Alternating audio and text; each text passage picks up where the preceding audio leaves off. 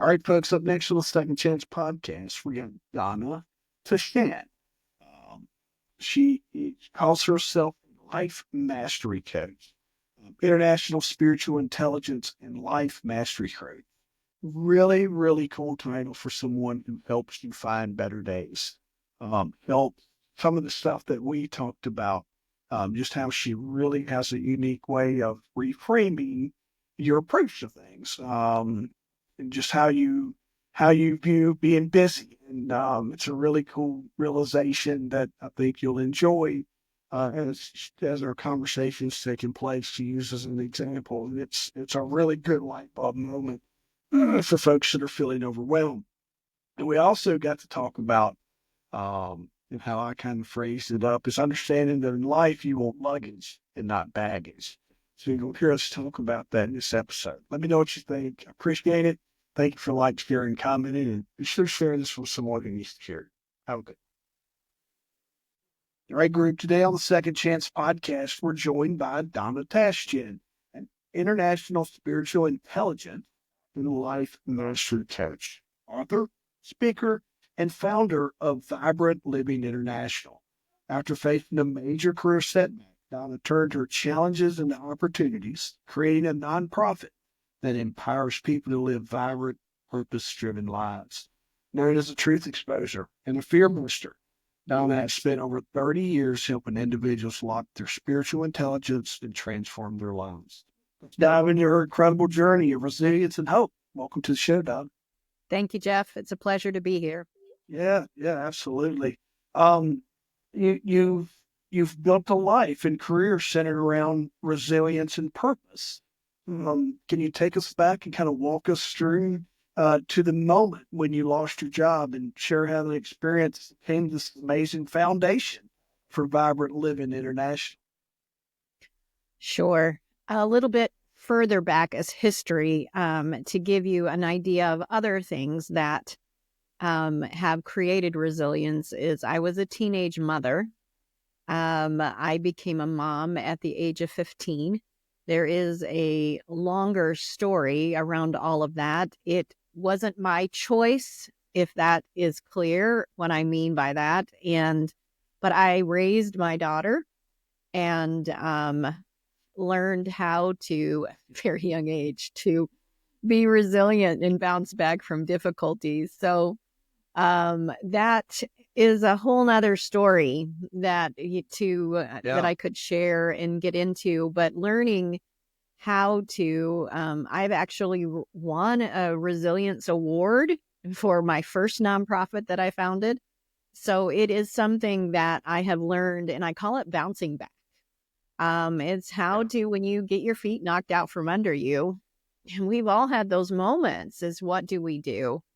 When I lost the job that you alluded to, I was working a lot. Was working full time as a realtor, and the market was not super great. So my husband and I also have a business in property management and home renovation. And so I was working full time as a realtor. I was working also in the business. And then I took a part-time job as well. So it was a lot. And I really thought that this part-time job was going to be the thing that I always wanted to do to help people. It was another nonprofit. And I thought it had potential of going full time and being able to do more. And kind of in my mind, put all my eggs in that basket, that was going to be the thing that relieves stress from the other areas. And that I would be feeling I was walking in my purpose. But as you alluded to, the story didn't turn out that way. So I said that about the eggs in the basket because when we get our hopes into something and it doesn't turn out the way we think it should, it can be quite disappointing, even devastating. And that's the way I felt. I still remember the day. It was March 31st. I live in the state of Michigan, and it was doing that sideways sleety rain. And it matched my face as I walked out of that place, feeling rejected, hurt, angry, afraid. All of those moments was going on in my mind as I walked away from there. And I am a coach. At the time, I was also doing some one-on-one meetings with clients and things like that. It wasn't something I was being compensated for at the time. It's just something I've always done. And I know better, but I was beating myself up really bad for all of that. And when we get our feet knocked out like that, it's like, what do we do? So I went back, as my source is God. And I went back and said, I know you have called me to do something. I've known it always. So what is it that I'm supposed to do next? I was feeling very lost.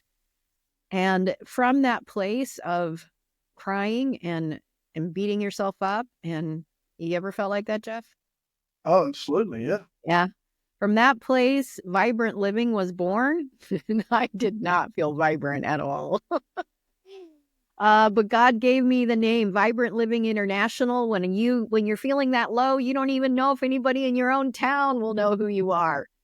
And since then, watching what has happened, as I call that day, that March 31st, the worst day and the best day. Yeah. Because it was able to get me do that soul searching to find my purpose, to really discover what I love to do, my sweet spot, I call it. Everybody has one. And it is finding that place to be able to step into that. And so Vibrant Living was born from it. How we start this, is there any foundation of vibrant living that has been in place leading up to March 31st, or is this something that's born that day? No, as I kind of alluded to, coaching, except we didn't call it coaching, I had been Yeah. doing for, well, now over 30 years. But I didn't recognize it as a thing. It was just something I always did. I called it mentoring, discipleship. Yeah. Other words, but it was just something that I always did. People were always saying, like I said, if I had a nickel for every time somebody said, I've never told anybody this. And so it was something that I did not recognize as, first of all, I knew that I was good at it, but I didn't understand that I could make a living doing what I was loving. How long did it take you from March 31st to get your nonprofit moving and get Vibrant Living moving? Yeah, it's about a year. Yeah. Yeah, it was about a year. What was that journey like? The journey? Yeah, like your progress, or is it getting the business? Did your struggle getting the business set up? Is your overwhelmed with business? Like, what did that just kind of was it excitement? Because I know that could probably be a big deal. I talk about today that I turn people's fear into excitement, and I think there was a lot more fear when I began the whole thing. I call it following breadcrumbs. We want to know the whole picture. Like, I would have loved to know now the end result of where I am today. But all I had was someone said to me, for example, someone said, Donna, you should become an official coach. And I'm thinking a football coach screaming at people on the sideline and making them work out. I'm like, that's not who I am. And they're like, no, no, no. And I'd never really heard the phrase coach in what I did at the time. So learning that, and then I'm like, okay, so what does that look like? And so then I began to investigate that. And then then you get certified, as well as learning how to run it as a business. When you've been giving something away, how do you turn it into a business? Yeah. And all the mindset that goes along with that. So I chose a school. I went back to school when we really didn't have the funds for me to jump and say, Geronimo, I'm doing this anyway. But I went back to school, and there I got a personal coach, not just someone that was a mentor, but someone that was trained in really coaching. And we unpacked a lot, even stuff from my past that I thought I had handled, and how to then create my own personal journey of growth, as well as now turning this into a business. And so I had clients right away. I had already had people following me. And so I did have clients right away. And was I charging enough at the time to make a living? No. And learning in the growth going from free to charging and the steps that it takes to do that. So that was a little bit about the journey. We could spend a significant amount of time teaching people um, how what a struggle it is to charge for something that comes so easy to you. The confidence that somebody's willing to pay because you're like, oh, everybody's got this gift. Everybody knows how to do this. You take it because it comes so easy. You take it for granted, and then being able to make a living and Yeah. doing what and trusting that you can do that. Out of that, I think was pretty cool though. You get to describe yourself as a truth exposer and a fearless. Mhm. Um, what give us like a story of a client transformation that embodied those qualities or something to help us see what you see there. Sure.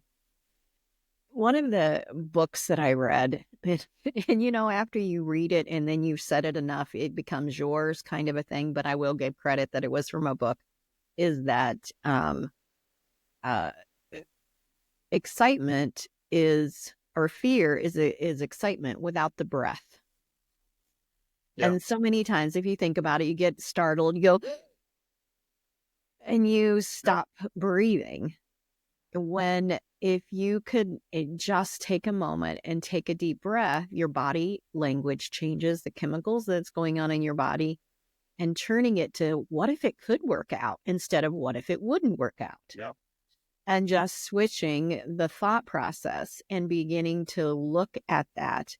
There are so many things that people say without realizing it that defines them. I was on a call right before we're meeting together, and I'm so busy was one of her statements, as well as, and I keep thinking it's going to slow down and quit being so busy.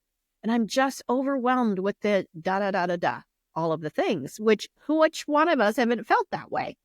Yep. And I said to her, well, one of the things that I quit saying is I'm busy.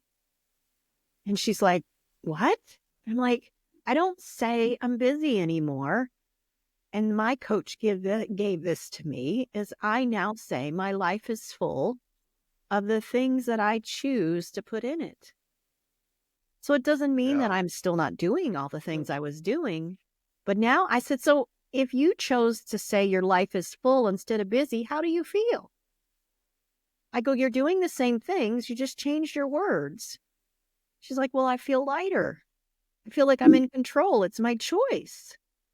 And I said, she's busy with children activities. They were in all kinds, she had 5, all kinds of curricular activities that were going on. And I'm like, you have chosen, it's part of your character to be a mom and a cheerleader at all of these events.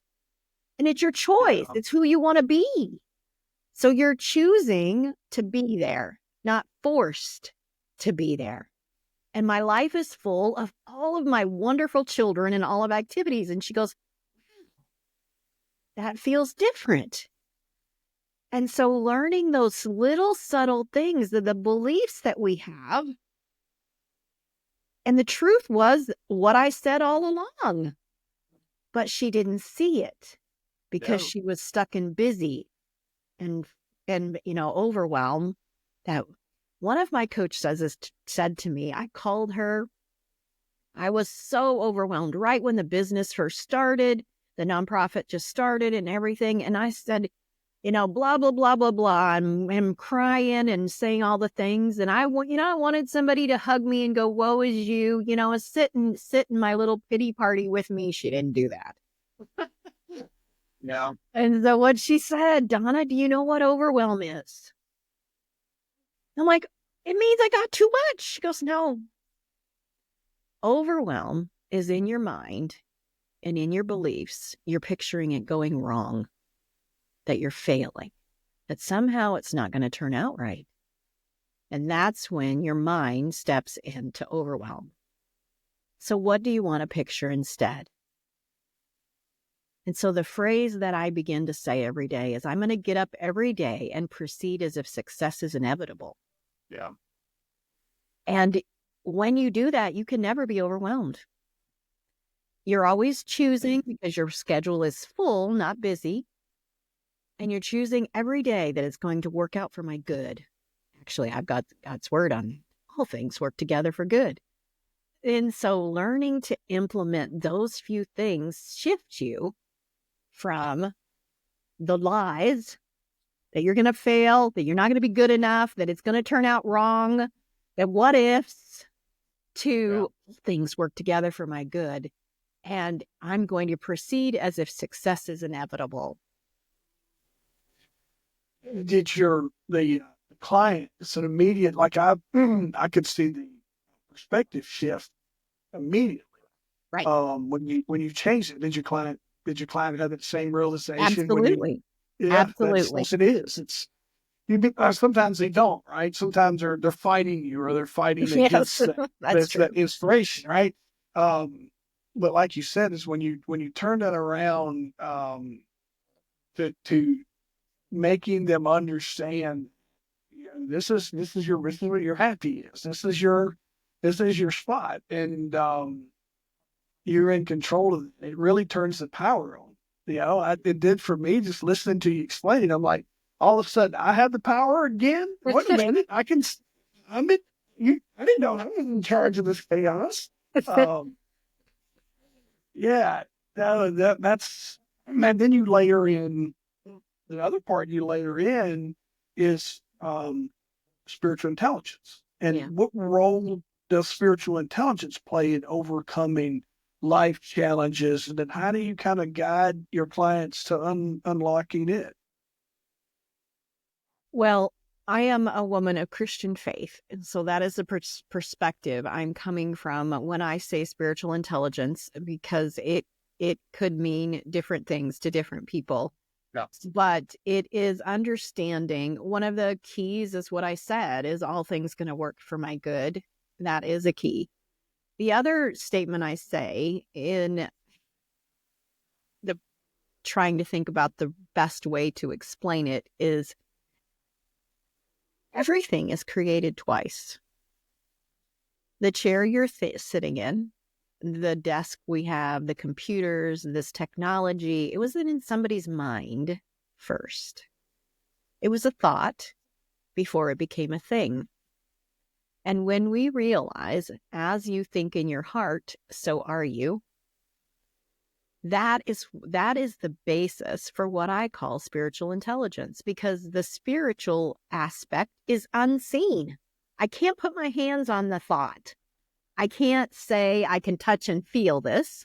So therefore it's unseen, and understanding everything is birthed from there. Everything is birthed from that place. And when we begin to understand how that operates, how to put handles on it so that I can make it work in my life for my good, because if you don't understand it, it actually can harm us. One of the analogies I use is the law of gravity. Now, that's not something you can see. We know it's true, but we can't, I can see the law of gravity. So if I didn't believe the law of gravity was real and I decided to walk off my roof, we're going to find out real quick. That's not a good idea. And then I'm angry. Maybe I'm angry at God. Maybe I'm angry at the world. Maybe I'm angry at myself. Why did this happen to me? Because I didn't understand the law. Does that make sense? Yeah, absolutely. So let me tell you there is also a law of compensation, or the Bible calls it sowing and reaping. So everything I sow, I'm going to reap.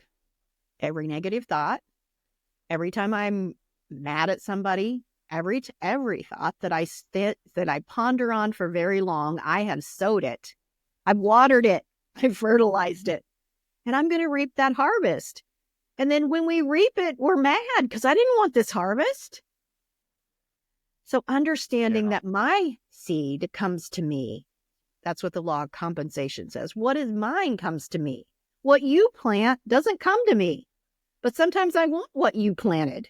I don't want my harvest. I want what you.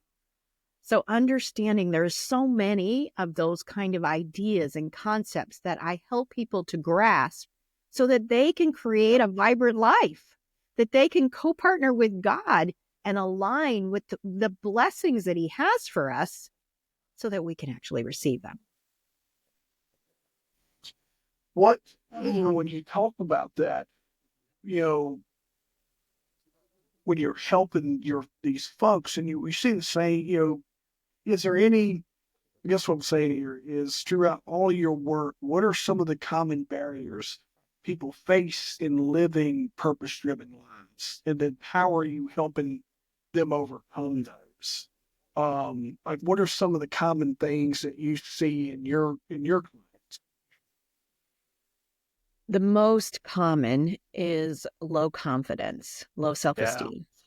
It is the single most thing that hinders us from believing that we can receive it, do it, whatever it may be.